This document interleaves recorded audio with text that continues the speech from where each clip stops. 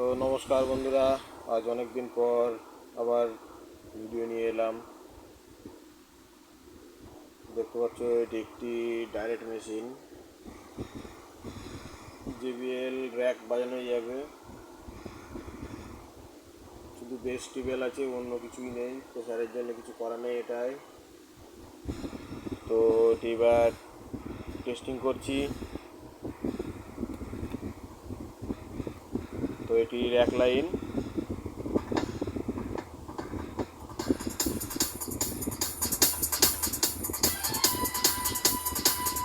আর এটি base line.